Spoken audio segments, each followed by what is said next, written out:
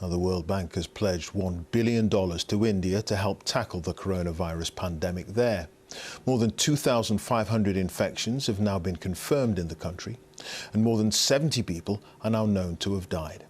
The city of Mumbai has some of the highest numbers of patients in India, with many living in congested slums, sparking fears the virus could rapidly spread further. Yogita Limaye has more details. The virus has reached here, Asia's biggest slum and the most densely populated area on Earth, Dharavi. Nearly 1 million people live in less than a square mile. Social distancing is next to impossible.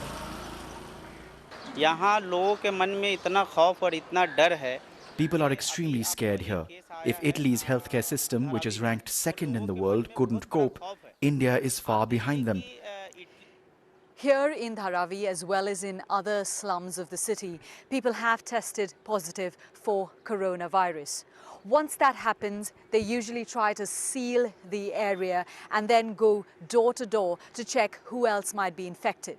But you can imagine the challenge the government faces trying to trace the spread of the infection in cramped spaces like these. The number of cases are doubling every 3 days now.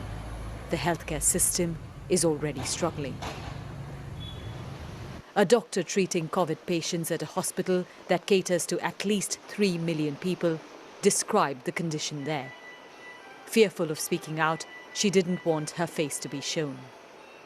We are totally unprepared. In our institute, there are only 6 ventilators. So we have been finding ways where we can use 1 ventilator for 2 patients. It's very scary. All of us are just really overworked. There are so many places, rural setups, which lack basic healthcare facilities. They have no hospital, they have no doctors working there.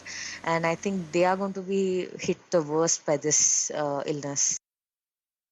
India's spending on healthcare is among the lowest in the world. A doctor here treats 4 times as many patients as one in the UK. And India has less than 11 ventilators per million people to treat COVID patients. If the virus is a threat, so's the stigma of contracting it. In the city of Indore, healthcare workers were attacked for trying to screen a woman. This stadium is being converted into an isolation centre, as are train coaches, today lying empty. The railways were shut down nearly 2 weeks ago, as was the rest of India. It took months for coronavirus to affect 1 million people around the world. If not contained in a country the size of India, that number could multiply very quickly. Yogita Limaye, BBC News, Mumbai. There are now more than 1 million confirmed cases of coronavirus in 181 countries, with Europe still the epicentre of the outbreak. Italy, with more than 14,000 dead, is the worst affected, but the daily mortality rate is coming down. Spain comes next, but it does have the highest number of confirmed coronavirus cases anywhere in Europe. And in France, the number of dead continues to rise, with deaths in care homes now being included in the figures. In Paris, police are strictly enforcing the government's tough quarantine measures over the Easter holidays.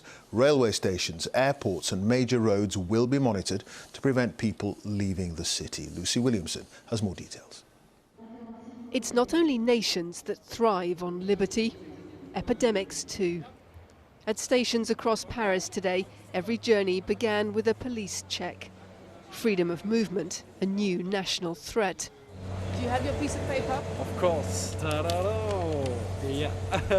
Johan made it through. He's on his way home to Brittany after 2 years abroad. But even the smallest mistake means being turned away. I wrote the wrong date, not today's date, and they've told me I need to go back home to prepare another form. I have to go to work, but I can't. France carried out almost 6 million checks during the first fortnight of confinement, far more than neighbouring Italy, and it's issued more than 400,000 fines. But questions over when the confinement will end are growing. France's tough approach to the confinement runs the risk of losing public support if it becomes too harsh or too long. The Interior Minister has advised sensitivity in applying the rules and says the police operate differently in the countryside compared to the big cities, in the poorer suburbs compared to the towns. But the Paris police chief was forced to apologise today after taking a very different tone. The ones who are hospitalized today, the ones on life support now, are the ones that didn't respect the quarantine when it began. This is not a video game. It's real. There are dead people. With few life support beds left in the Paris region, patients are being sent across the country for care. This is now the worst hit region of France, but is there light at the end of the tunnel? If you asked me this question 2 days ago, I should say no. There is a reduction in patients who come to the emergency ward, and also the reduction of severe patients that came for a sign of COVID-19.